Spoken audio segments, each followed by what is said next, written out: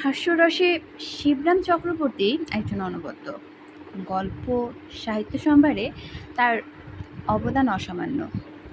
Late time slow ডাউনে আজ voice cover এবং সাউন্ড ইফেক্টে আছি আমি মেহের। গল্প ভালো লাগলে ফলো বাটনে প্লিজ একটা ক্লিক করে দিও। শুনছেন শিবরাম চক্রবর্তীর চোটের সঙ্গে চাটাচাটি।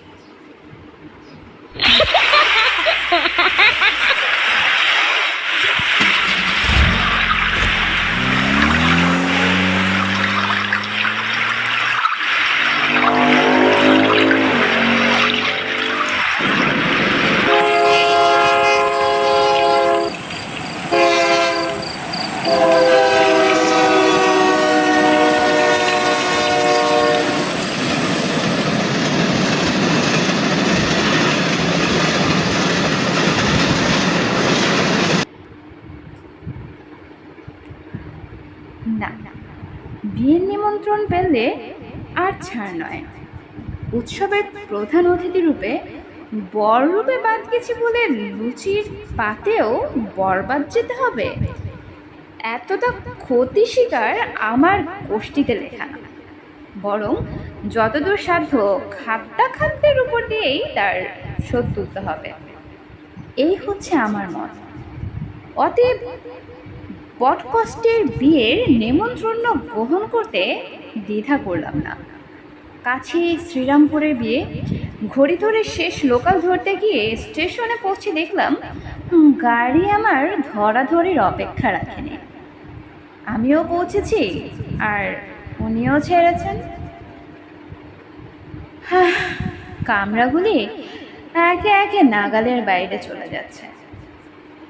কামরা তো নয়, কামড়াবার জিনিস সব কতগুলি পায়েস, সন্দেশ, মিষ্টি যেন গালের বাইরে দিয়ে গলে যাচ্ছে। এই দৃশ্য দাঁড়িয়ে দেখা দুঃসহ।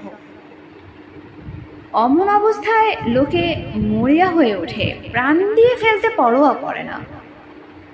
অন্ধ ইচ্ছার বশে বাহ্য জ্ঞান শূন্য হয়ে আমি অচিরে চলমান ট্রেনের উপরে কোনো রকমে নিজেকে টেনে এনে নিক্ষেপ করেছি একেশ্বর নেতাকে কেবলমাত্র কণ্ঠস্বর সম্বল করে। জনসমুদ্র ঝাঁপিয়ে পড়তে দেখেছ?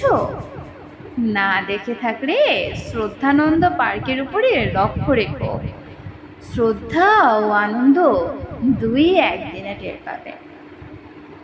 জনসমুদ্রকে ঝাঁপিয়ে পড়তে দেখা যায় এক এক সময়ে একমাত্র ফুটবল রেফারির উপরে, কিন্তু আমার বেলায় যেন দুয়ের যোগফল ঘটল।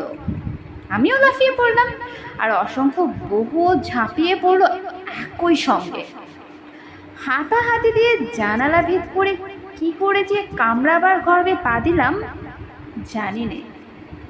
জীবনের কটা রহস্যই বা শেষ দীর্ঘ নিঃশ্বাসের আগে জানা যায়, কিন্তু হায়, তখন জানা গেলে আর জানানোর উপায় তো নেই। কামরার মধ্যে পা দিয়েই পায়ের দিকে লক্ষ্য পড়ল, আর অমনি আমি চিৎকার করে উঠলাম, আমার জুতা গেল কোথায়? আরেক পাটি! বলতে না বলতে অসংখ্য পাটি বেরিয়ে এলো, পদতল থেকে নয়, আর সবার কব্বর থেকে। ও, আপনার আরেক পায়ে জুতা ছিল বুঝি? কিন্তু কই দেখছি না তো, বললেন এক কামরার একজন। জুতো ছিল মানে? আমি কি এক পায়ে জুতো পরে স্টেশনে এসেছি নাকি? লোকটার কথার ধরনে অবাক না হয়ে পারা যায় না। কিভাবে এক পায়ে জুতো পরে নেমন্তন্ন খেতে যায় মশাই? খাবেন তো মুখে, পায়ের সঙ্গে কি? কিন্তু তা বলছি নে, আপনার এক পায়ে আপাতত দেখা যাচ্ছে কি না তাই বলছিলাম। তাই কি বলছিলেন শুনি? আমার আরেক পাটি জুতা ছিল না বুঝি? এবার আমার রাগ হয়ে যায়। কখনো আমি দুপাটি জুতো একসঙ্গে দেখিনি নাকি? না না, সে কথা নয়, আপনি দুপায়ে জুতো পরেই বেরিয়েছিলেন তো, মনে আছে তো? ঠিক মনে আছে। তার মানে? ভদ্রলোকের রসিকতা পেকে উঠে আমার মনের মধ্যে পাক লাগায়। আমার মুঠোর মধ্যে ঘুষির মতো পাকিয়ে উঠতে থাকে। বলেন তো, এই দ্বন্দ্বে আপনাকেও মনে পড়িয়ে দিতে পারি? দিতে হবে? আহা, চড়ছেন কেন? দুপাটি জুতোই একসাথে কেন খইতে থাকে? এই ভেবে কেউ কেউ আলাদা আলাদাও তো পড়তে পারে। আপনি যে সেই সুবিবেচকের একজন হবেন না, তার কি কোনো মানে আছে? এক কথায় আমি কোনো কথা বলি নে, আপন মনে গজরাতে থাকি। যেমন কাণ্ড আপনাদের! বলা নেই কওয়া নেই, হই হই করে জানলা দিয়ে টেনে তুললেন, যেন বেওয়ারিশ একটা লাশ পেয়েছেন। এমন তাড়াহুড়া লাগালেন, চোখে কানে দেখতে দিলেন না, কোনো দিকে যে একটু তাকাবো তার ফুরসত দিলেন না পর্যন্ত। তাই তো কাণ্ডটা ঘটলো, এই বিচ্ছিরি ব্যাপারটা। কেন মশাই অমন করে ধরে বেঁধে হ্যাচড়া টেনে তোলবার কি দরকার ছিল শুনি? জানলা দিয়ে ওইভাবে আমাকে আমদানি না করলে কি চলতো না? আর অমন করে অত কষ্ট করে জানলা দিয়েই বা আমি আসবো কেন, আসতে যাব কেন? কেন আমি কি টিকিট কেটে আসিনি? নগদ পয়সায় শ্রীরামপুরে টিকিট কাটিনি নাকি আমি? আপনি নিজেই কাটা পড়তেন যে, টিকিটের মতোই কাটা পড়তেন ঠিক। গাড়ি ছেড়ে দিয়েছিল কিনা জানা নেন ওদের একজন। কাটা পড়তাম, সেও আমার ভালো ছিল। তাহলে তো আমার জুতোটা এইভাবে খোয়া যেত না। নতুন কেনা বোম্বে স্লিপার মশাই, 9 টাকা 6 আনা দাম। হায় হায়, তার সবটাই 9-6 হয়ে গেল। আমার দীর্ঘ নিঃশ্বাস পড়তে থাকে। তার উপরে 700 পয়সার সেল ট্যাক্স আবার। কতবারই নিমন্ত্রণ খেলে তবে সে টাকা উঠবে কে জানে। আরে মশাই, এত দুঃখ করছেন কেন? কাটা পড়লে ঠেলা চুকে যেত ঠিকই, জুতোর শোকটা আর গায়ে লাগতো না আপনার। কিন্তু আপনার উপর ভগবানের নেক নজর থাকতে পারে তো। সেরকম থাকলে নেকের দিক দিয়ে কাটা না পড়ে, মানে তার করুণায় পুরো মরে যে মরতেন না, মরে বাঁচতেন, তার কি গ্যারান্টি? নিজেও পাঠার 3 লেজের দিকেও তো কাটতে পারেন। গলদেশ না দিয়ে মাথায় মাথায় বেঁচে তলদেশ পায়ের দিকেও কাটা যেতে পারতেন তো। অপর একজন ভয়াবহতরে অগঠনের দিকে আঙ্গুলি নির্দেশ করলেন। জুতো খোয়া যাওয়ার চেয়ে সেটা আরো বেশি খোয়ারা হতো নাকি? আর পা খরচ হয়ে গেলে জুতা পরতেনি বা কোথায়? আরেকজনের অনুযোগ শুনতে হলো একসঙ্গে। পড়তাম আমার মাথায়, বিরক্ত হয়ে বলি, এবং জানাল বাইরে ভূক্ষেপ পড়ে। কিন্তু এখন তাকানো বৃথা। গাড়ি কখন প্ল্যাটফর্ম পেরিয়ে লাইনের গোজামিল এড়িয়ে সিগন্যাল সমারোহ পার হয়ে লিলুয়ার পথে এসে পড়েছে। এখান থেকে সেই পলাতক স্লিপারে টিকে দেখার চেষ্টা দুরাশা মাত্র। তাহলে আরেক পাটি আগলে রেখে লাভ? কোনো কাজে লাগবে? পায়েও লাগবে না, লেগেও লাগবে না, মাঝখান থেকে মনে লাগবে কেবল।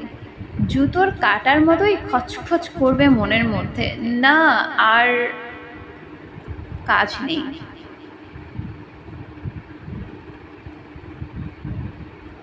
অন্যটিকেও জানালা দিয়ে ফেলতে যাচ্ছিলাম। সবাই গাড়ির হাহা করে হেসে উঠল। জানি বই কি, কিন্তু যে আমার পায়ে রাখবে না তাকে রেখে লাভ? এবং সামনে থেকে হারানো আরেকজনের কথা মনে করিয়ে দেবে আমায়। প্রতি পদেই আমার পুরনো শোক উথলে উঠবে। সেই কি ভালো? এই কথাটাই জুতো মতো ভাষায়, জুতো দৃষ্টান্ত সামনে রেখে জানাই তাদের জুতো হাতে রেখেই বলি, ফেলতে চান ফেলুন, আপনার শখের জিনিস আপনি ফেলবেন, আমরা না বলার কে? আপনার কোনো বাধা দিতে চাইনি।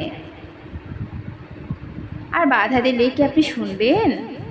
তবে আরেক পাটি জুতো ঠিক এইভাবেই গেছিল, আর তার মালিককে একদিন হুতাশ করতে হয়েছিল তার জন্য। বলেছিলাম তাই আপনাকেও না সেই ফের আফসোস করতে হয়?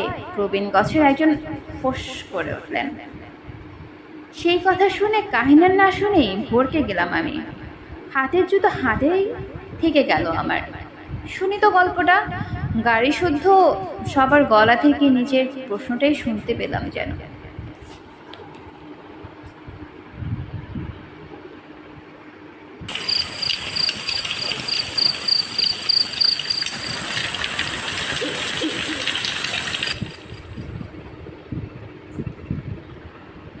সেও ঠিক একই রকম ব্যাপার।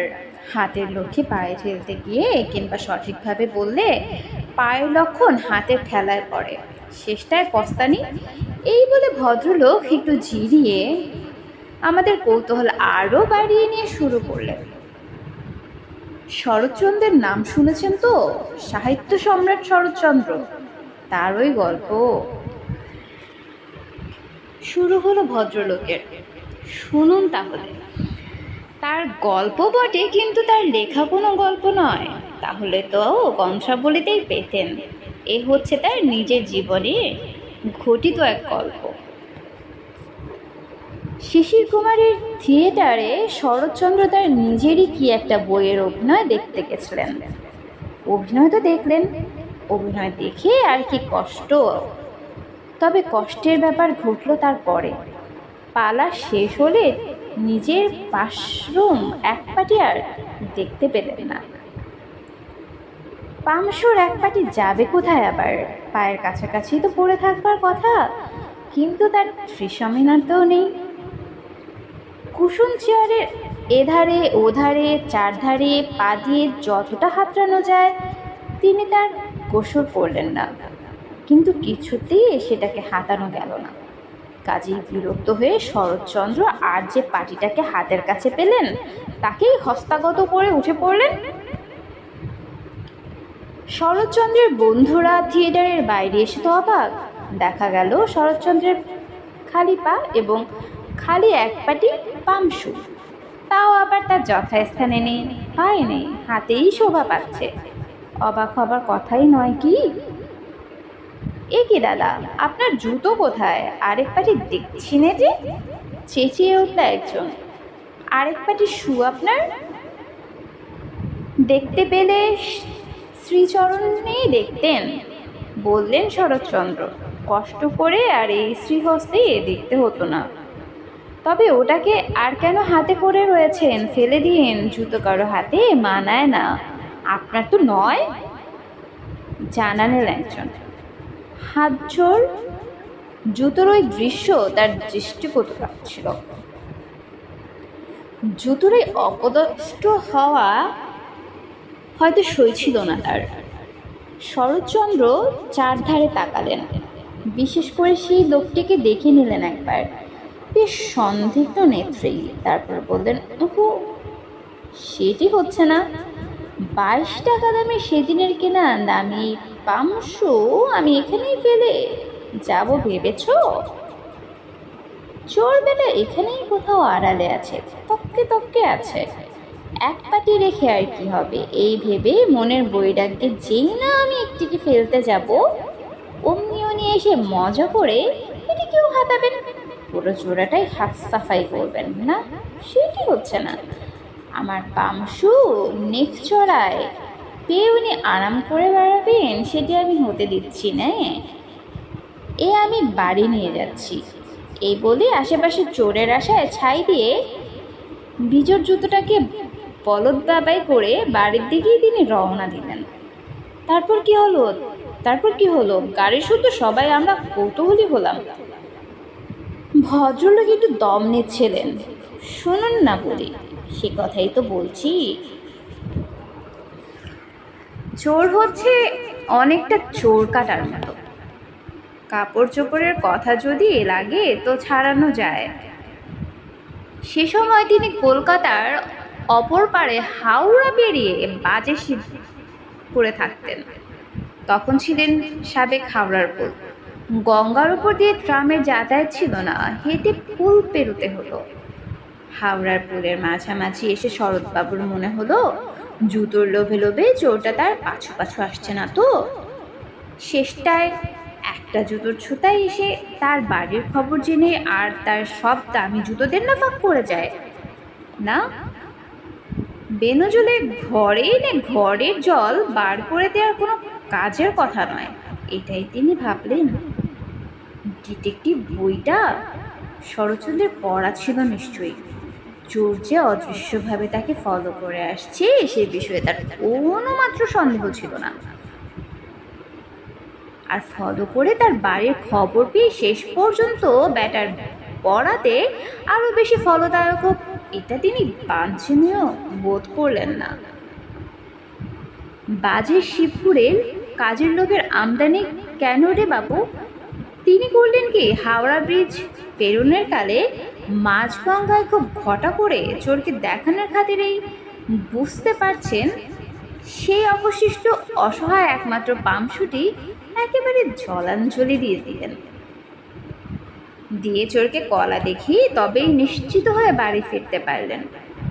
বাবা, শরৎচন্দ্রের তো বুদ্ধি ছিল বাড়ি, তারিফ দিল গাড়ির সবাই। বাহ, বুদ্ধি থাকবে না? কত বড় ঔপন্যাসিক তিনি, কত বড় মনস্তাত্ত্বিক, আর এই দেশে জন্মেছেই নাকি। সবার মনের খবর নখৎপর্ণে থাকতো। চোরকে দেখতে না পেয়েও, তার সঙ্গে কথা না কয়েও তার মনের কথা তিনি জলের মতো পরিষ্কার দেখছিলেন। কিন্তু বলতে কি, অত বড় মনস্তাত্ত্বিক না হয়েও চোরকে যেন আমি চোখের উপরেই দেখছিলাম, ওই গল্প বক্তার মধ্যেই দেখতে পাচ্ছিলাম যেন। তা নইলে শরৎচন্দ্রের জুতো বিসর্জনের অত ঘটা উনি দেখলেন কি করে? ডিটেকটিভ বই বা আমারও একখানা পড়া আছে না? আমি কুটিল নেত্রে কথবির দিকে তাকাতেই তিনি জুতোর কথাটা চাপা দিয়ে অন্য কথায়। পরের দিন শিশির কুমারের আগমন হলো শরৎচন্দ্রের বাড়ি। তার হাতে একটি প্যাকেট এবং মুখে প্রশ্ন, বলতে পারেন শরৎদা, কি আছে এর ভেতর? এখন শরৎচন্দ্রের মতো মনস্তত্ত্ববিদ দুনিয়ায় খুব বিরল ছিল। আপনারা যদি তার গ্রন্থাবলী পড়ে থাকেন তো আমাকে তার পরিচয় দিতে হবে না। তার বইয়ের নায়ক নায়িকাদের মনের কথা তিনি গণৎকারের মতো বলে দিতেন। কিন্তু দুঃখের বিষয়, প্যাকেটের মন বলে কোনো বস্তু নেই। প্যাকেট তো আর প্রাণী নয়, মনুষ্যও নয়। অতএব তার অন্তরের কথা তিনি বলবেন কিভাবে? কাজেই অত্যন্ত স্বভাবতই তার নিজের মনে তখন যে তত্ত্বের উদয় হয়েছিল, প্যাকেটের মনস্তত্ত্ব রূপে সেই কথাই প্রকাশ পেল। কোনো খাবার দাবার বুঝি? শুধলেন শরৎচন্দ্র। না দাদা, আপনার সেই আরেক পাটি কোন ফাঁকে আপনার কুশনের তলায় গিয়ে সেদেছিল, আর চেয়ারগুলো তোলা নাড়ার সময় ধরা পড়েছে। ফেরারি আসামিকে আপনার হাতে সমর্পণ করতে পাকড়ে নিয়ে এসেছি। এরপর শরৎচন্দ্রের মনস্তত্ত্ব কিরূপ হয়েছিল তা অনুমান করার ভার আপনাদের উপর। কার গ্রন্থাবলী যদি পূর্ণ আপনাদের পড়া থাকে তাহলে তা টের পেতে খুব বেশি বেগ পেতে হবে না আপনাদের। এই বলে উক্ত ভদ্রলোক নিরস্ত হলেন। আমি জুতো হাতে উঠে পড়লাম। গাড়ির মধ্যে এধারে ওধারে চারধারে খুঁজোখুঁজি লাগিয়ে দিলাম। এর বোচকা, ওর পুটলি, তার ট্রাঙ্ক, তরঙ্গ, লটবহর সব নড়িয়ে সরিয়ে দেখতে লাগলাম। এমনকি ওই কথক ভদ্রলোককেও একবার তুলে দেখতে দ্বিধা করলাম না। কিন্তু না, কোথাও নেই, সেই ভদ্রলোকের তলাতেও নেই। একাধারে গোটা কত শিশি বোতল ঢেরি করা ছিল, সেগুলোকেও ভালো করে নেড়েচেড়ে দেখা হলো। শরৎচন্দ্রের শিশির সৌজন্যে তার হারানো মানিক ফিরে পেয়েছিলেন। আমিও যদি এইসব শিশির দৌলতে পেয়ে যাই। কিন্তু হায়, হাওড়ার স্টেশনেই যে হাওয়া হয়েছে, তাকে উত্তরপাড়া পেরিয়ে কামরার মধ্যে পাওয়ার চেষ্টা বৃথা। অজ্ঞতা আর উপায়ন্তর না দেখে এবং সেই একমাত্র স্লিপারকে বারংবার দেখে দেখে অসহ্য বোধ হতে লাগলো। ধুত্তর বলে হতভাগ্যকে সবেগে জানলার বাইরে উধাও করে দিলাম। কারো আবেদন নিবেদন, বাধা নিষেধ, বাদ প্রতিবাদে কান্না দিয়ে। সুজুতোর সঙ্গে আমার ছোটবেলা থেকে আরে, তাদেরকে পরলেই আমার পায়ে ফুসকা পড়ে। তাই আধুনিক চটি এই স্লিপারদেরকে চিরকাল আমি ভালোবেসেছি। তার সঙ্গে এমনভাবে চটাচটি করার ইচ্ছে ছিল না, কিন্তু একজনের এরকম ব্যবহারের পর আর কাহত ভাব রাখা যায়। যাকে বিয়ে বাড়ি যখন যাচ্ছি তখন জুতোর ভাবনা নেই, জুতোর অভাব হবে না, খালি পায়ে ফিরতে হবে না, এটা ঠিক। এমনকি কপালে থাকলে শরৎবাবুর মতন দামি নরম পামসু পেয়ে যেতে পারি। চাই কি আর? সবাই কিছু এখনো তো শেয়ানা হয়ে যায়নি যে সেরা স্যান্ডেল পায়ে দিয়ে আত্মরক্ষা করে তবে আত্মীয়তা রক্ষা করতে এসেছে। শ্রীরামপুর স্টেশনে নামলাম। ওমা, কি গাড়ির পাদানির উপরে বসে ইনি কে? পলাতক শ্রীমান সেই স্লিপারই নয় কি? চিনতে দেরি হলো না। বিদায় করেছি যারে নয়ন জলে, সেই তারই অপর পাটি।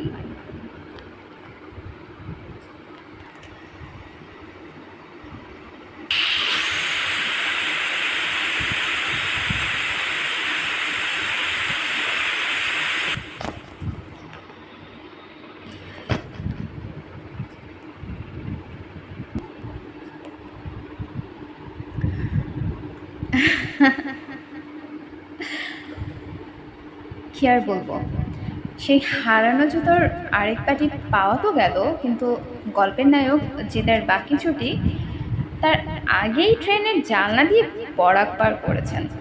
বেচারার হাল এখন শরৎচন্দ্রের মতোই।